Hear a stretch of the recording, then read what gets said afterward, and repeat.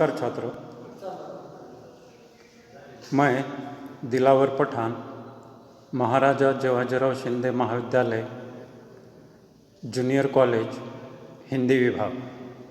पिछली तासिका में अथवा पिछले वीडियो में हम लोगों ने वृंद के दोहे, यह जो कविता है, इस कविता को आरंभ किया है। उसकी दो कड़ियाँ जो है पहले उसे हम लोगों ने देख लिया है। जैसे कि बुद्धि के बारे में उन्होंने पहले दोहों में बताया है, फिर दूसरे दोहे में नयनों के बारे में बताया है। आज हम अगले जो दोहे हैं उन दोहों के बारे में यहाँ पर विचार व्यक्त करेंगे। पहले मैं दोहों को पढ़ूंगा, बाद में कठिन शब्द के अर्थ, और फिर उन दोहों का जो अर्थ है उसे यहाँ पर मैं स्पष्ट करूँगा। देखिए, पहले मैं 4 दोहे पढ़ूँगा, कठिन शब्द के अर्थ और फिर उसका स्पष्टीकरण।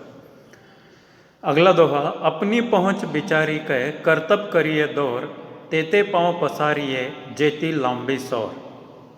फेर न हवै है कपट सो जो कीजे बेपार, जैसे हंडी काठ की चढ़े न दूजी बार। ऊंचे बैठे न लहे गुण बिन बड़प्पन कोई, बैठो देवल शिखर पर वायस गरुड़ न होई। उद्यम कबहू न छोड़िए पर आशा के मोद, गागरी कैसे फोरिए उनियो देखी पयोद। अब देखिए, कठिन शब्द यहाँ पर मैं स्पष्ट करूँगा।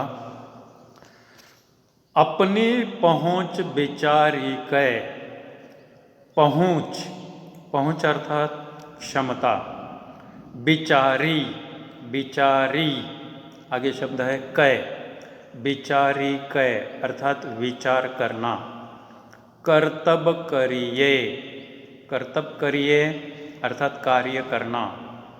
तेते, तेते अर्थात उतने। पाँव, पाँव अर्थात पैर। पसारिए, पसारिए अर्थात फैलाना।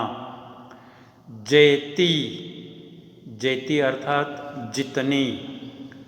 लंबी, लंबे अर्थात लंबी।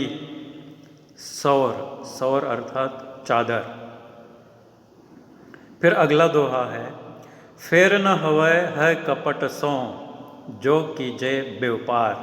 अब देखिए, कपट, कपट अर्थात छल, धोखाधड़ी, कपट। कीजे व्यापार, कीजे व्यापार अर्थात व्यापार करना। जैसे हंडी काठ की, हंडी, हंडी अर्थात जिसमें पकाना वगैरह किया जाता है, सब्जी वगैरह बनाई जाती है, हंडी। काठ की, काठ की अर्थात लकड़ी की। चढ़े न दूजी बार, अगला जो शब्द है वह एकत्रित रूप में हम देखेंगे। चढ़े न दूजी बार अर्थात दूसरी बार चढ़ाया न जाना। चढ़े न दूजी बार, दूसरी बार चढ़ाया न जाना। अगला दोहा, ऊंचे बैठे न लहे गुण बिन बड़प्पन कोई, बैठो देवल शिखर पर वायस गरुड़ न होई। अब देखिए, बैठे, बैठे अर्थात बैठना। लहे, लहे अर्थात प्राप्त करना, लेना। बिन बड़प्पन, बिना बड़प्पन। कोई, कोई भी। बैठो देवल, बैठो देवल अर्थात मंदिर पर बैठना। शिखर, शिखर आप लोगों को पता है, जो मंदिर का वगैरह शिखर होता है, वह अर्थ यहाँ पर है। शिखर, शिखर। वायस, वायस अर्थात कौवा। गरुड़, गरुड़ पक्षी है। न होई, न होना। आगे उद्यम, उद्यम अर्थात प्रयत्न। कबहू न छांडिए, कबहू न छांडिए, कभी भी न छोड़ना। फिर अगला शब्द है आशा, आशा अर्थात इच्छा, आस, आशा। मोद, मोद अर्थात सहारा। गागरी, गागरी अर्थात पानी भरने का साधन, घागर, घड़ा। फोरिये, फोरिये अर्थात फोड़ना। उनयो देखी पयोद, उनयो, उनयो अर्थात उससे, देखी, देखी अर्थात देखना, पयोद, पयोद अर्थात बादल है। यह कठिन शब्द है।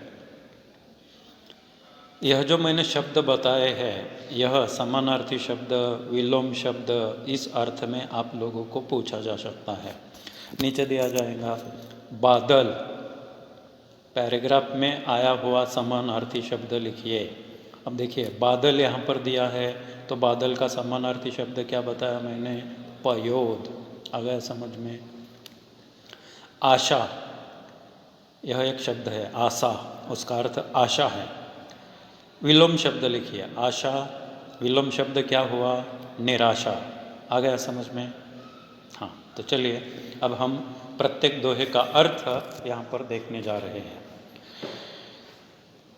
अब देखिए मैं दोहा पढ़ूंगा। अपनी पहुँच बिचारी कह करतब करिए दौर, तेते पाँव पसारिए जेती लंबी सौर। अब देखिए इस दोहे का जो अर्थ है, उस अर्थ को मैं यहाँ पर स्पष्ट करूँगा।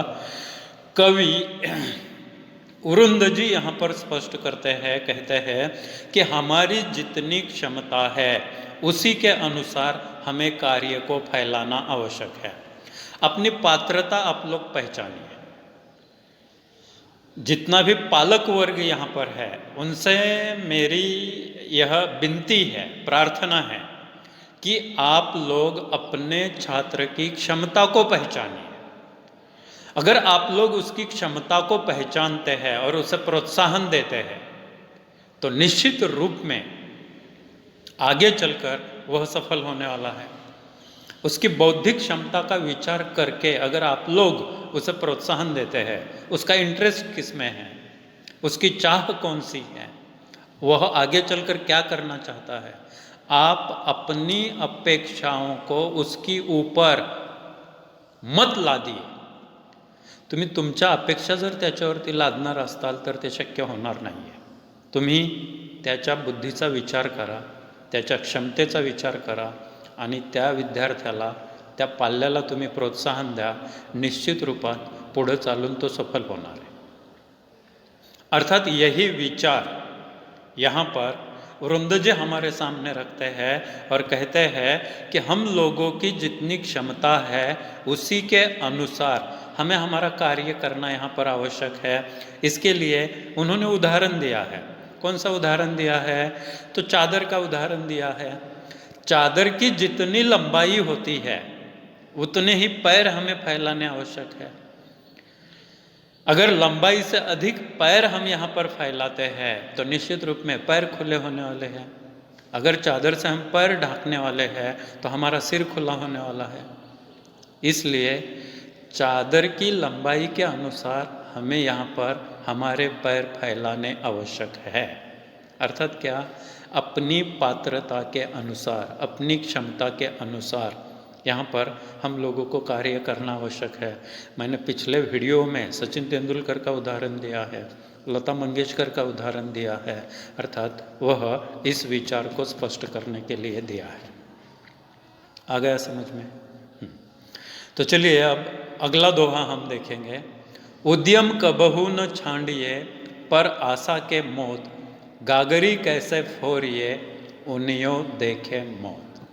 अब यहाँ पर स्पष्ट होता है, यहाँ पर उन्होंने स्पष्ट किया है कि सॉरी थोड़ा सा पीछे हम लोग यहाँ पर देखेंगे। फिर न हवे है कपट सो जो कीजे बेपार, जैसे हंडी कांठ की चढ़े न दूजी बार। अब देखिए यहाँ पर उन्होंने स्पष्ट किया है, स्पष्ट करते हैं कि फेर न हवे है कपट सो जो कीजे बेपार। अब यहाँ पर वे स्पष्ट करते हैं, उन्होंने कहा है कि व्यापार यानी जो व्यवसाय हम लोग करते हैं उस व्यवसाय में, उस व्यापार में छल कपट का सहारा नहीं लेना चाहिए। यदि हम एक बार छल कपट से काम लेते हैं तो दूसरी बार वह ग्राहक हमारे पास आने वाला नहीं है। अर्थात हमारे पास आने वाला नहीं है, अर्थात वह समझने वाला है कि यह व्यापारी अपने व्यापार में छल कपट करता हुआ हम लोगों को दिखाई देता है। अब इसके लिए उन्होंने उदाहरण दिया है, जैसे हंडी काठ की चढ़े न दूजी बार। लकड़ी की जो हंडी होती है, जिसे हम कुछ पकाने के लिए एक बार जाल के ऊपर चढ़ा देते हैं, एक ही बार चढ़ा सकते हैं। क्यों? क्योंकि वह लकड़ी की होती है, दूसरी बार उसे हम चढ़ा नहीं सकते हैं। अर्थात इसी प्रकार छल कपट से जब हम लोग व्यापार करते हैं, व्यवसाय करते हैं, तो इसमें सिर्फ एक ही बार ग्राहक को हम फंसा सकते हैं, दूसरी बार नहीं। क्यों? क्योंकि वह ग्राहक समझता है कि यह फंसाता है, जिसके कारण वह दोबारा हम लोगों के पास आता नहीं है। इसलिए व्यापार में हमेशा सच्चाई का सहारा लेना यहाँ पर आवश्यक है। झूठा व्यापार जीवन में कभी भी सफल नहीं हो सकता है। आ गया समझ में आप लोगों के? हाँ, आ गया। तो अब अगला जो दोहा है, उस दोहे को हम लोग यहाँ पर देखने वाले हैं। ऊंचे बैठे ना लहे, गुण बिन बड़प्पन कोई, बैठो देवल शिखर पर, वायस गरुड़ न होई। अब देखिए यहाँ पर वरुण जी ने स्पष्ट किया है, कहते हैं कि बिना गुण के किसी को उच्च स्थान प्राप्त नहीं होता है। सिर्फ ऊंचाई पर बैठने मात्र से कोई व्यक्ति बड़ा नहीं होता है। मैं काफी ऊंचाई पर जाकर बैठा हूं, ऊंचाई पर बैठने से लोग मुझे यहां पर बड़ा कहने वाले हैं, ऐसी बात नहीं है। सिर्फ ऊंचाई पर बैठने से हम लोगों को बड़प्पन नहीं मिलता है। इसे स्पष्ट करने के लिए वे यहां पर स्पष्ट करते हैं, कहते हैं कि जिस प्रकार मंदिर के ऊंचे शिखर पर बैठने मात्र से कौवा गरुड़ नहीं हो जाता है। कोई कौवा है, वह मंदिर के ऊंचे शिखर पर जाकर बैठा है, तो हम उसे गरुड़ कहने वाले हैं? बिल्कुल नहीं कहेंगे। उसी प्रकार किसी व्यक्ति का बड़प्पन वह कितने ऊंचे स्थान पर बैठा है इस पर व्यक्त नहीं होता है। उस व्यक्ति का बड़प्पन अगर स्पष्ट करना है तो उस व्यक्ति में कौन से गुण हैं, उन गुणों का विचार यहाँ पर अत्यंत महत्वपूर्ण है। कौवा उसके गुण अलग है, गरुड़ उसके गुण अलग है। सिर्फ ऊंचाई पर बैठने से कोई कौवा गरुड़ हो सकता है? बिल्कुल नहीं हो सकता है। इसलिए व्यक्ति ने अपने गुणों से बड़प्पन प्राप्त करना आवश्यक है, न कि किसी ऊंचाई पर जाकर बैठने से। फिर अगला उन्होंने उदाहरण दिया है, उद्यम कबहू न छोड़िए, पर आशा के मोद, गगरिया कैसे फोरिए, उन्यों देखी पयोत। अब यहाँ पर उन्होंने स्पष्ट किया है, कहते हैं कि मनुष्य को किसी के सहारे की आशा में खुद प्रयत्न करना छोड़ देना नहीं चाहिए। देखिए, दूसरा आकर मुझे मदद करूंगा फिर मैं कुछ करूंगा, ऐसा कहकर अपने कार्य को रोकना नहीं चाहिए। कहा गया है, हमें कहा जाता है कि अपने पैरों पर खड़े होना आवश्यक है। अपने पैरों पर खड़े होना अर्थात क्या? बैठे हैं तो उठना है और अपने पैरों पर खड़े होकर दिखाना है, ऐसा है? नहीं। जीवन में आगे चलकर हमारा जो जीवन है, जिसे हम दूसरों के सहारे जीते हैं, दूसरों के सहारे जीवन जीना छोड़कर खुद ऐसे प्रयत्न करने आवश्यक है जिन प्रयत्नों के माध्यम से हम हमारा जीवन स्वयं जी सकते हैं। अर्थात दूसरा कोई आकर हम लोगों को मदद करता है, प्रयत्न हम करते हैं, वह हमारी सहायता करता है तो हम प्रयत्न करेंगे, ऐसा विचार यहाँ पर गलत है, ऐसा उन्होंने स्पष्ट किया है। इसे स्पष्ट करने के लिए उदाहरण देते हैं, क्या बादल घिर जाने पर उससे मिलने वाले उपयुक्त जल की उम्मीद में कोई पानी रखने का अपना जल पात्र यानी गगरी फोड़कर फेंक देता है? देखिए, काफ़ी बारिश हुई है, काफ़ी बादल वहाँ पर घिरे हुए हैं। अब उन बादलों से मुझे बहुत सारा जल मिलेगा, ऐसी उम्मीद करके कोई पानी भरकर रखने की गागरी फोड़ देता है? ऐसा होता है कभी? ऐसा नाही होता है.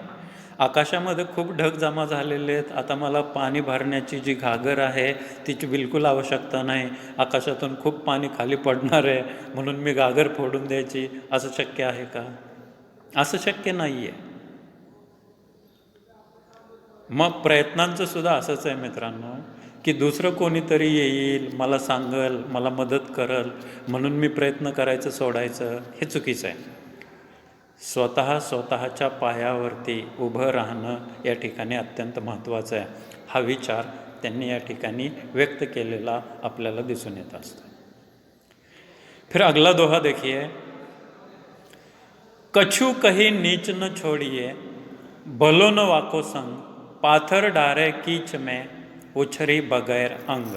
अब यहाँ पर उन्होंने स्पष्ट किया है, कवि कहते हैं कि नीच अथवा बुरे आदमी को कभी कुछ कहकर छोड़ना नहीं चाहिए. जो नीच आदमी है, बुरा आदमी है, गंदा आदमी है, ऐसे व्यक्ति को भला बुरा कहकर छोड़ देना नहीं चाहिए. क्यों? क्योंकि जैसे कीचड़ में पत्थर फेंकने पर कीचड़ की गंदगी अपने ही ऊपर आती है, उसी तरह बुरे आदमी को कही गई बातों के बदले उसके द्वारा कहे गए अपशब्द हमें यहाँ पर सुनने पडते हैं. वाईट व्यक्तीला आपण ज्यावेळेस काय बोलत असतो त्यावेळेस ती व्यक्ती जी बोलते समाज ऐकत असतो. मग अशा वेळेस समाज आपल्याला नावं ठेवताना दिसून येत असतो का? तर आपण चांगले असतो आणि वाईट व्यक्तीच्या नादी लागलेलो असतो. म्हणून वाईट व्यक्तीच्या संगतीला कधीही त्या ठिकाणी राहणं चुकीचं आहे. मराठीमध्ये एक म्हण सुद्धा आहे, ढवळ्या शेजारी पवळा बांधला, वान नाही पण गुण लागला.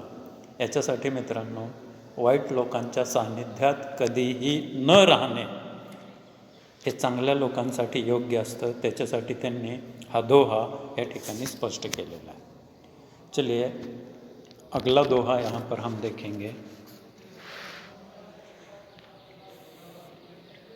जो पावे अति उच्च पद तो को पतन निदान, जो तापी तापी मध्यान्ह लो अस्त होतु है भान.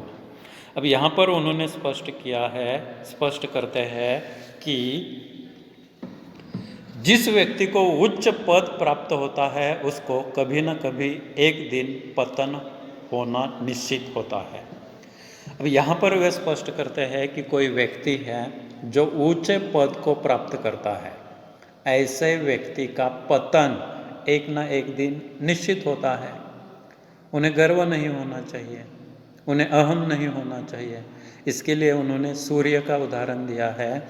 जिस प्रकार मध्याह्न में सूर्य बहुत गर्म होता है, पर उसे भी एक ना एक समय अस्त होना ही पड़ता है. अर्थात इस प्रकार यहाँ पर हम लोगों ने इसका अर्थ देख लिया है. आज हम यहाँ पर रुकेंगे. धन्यवाद.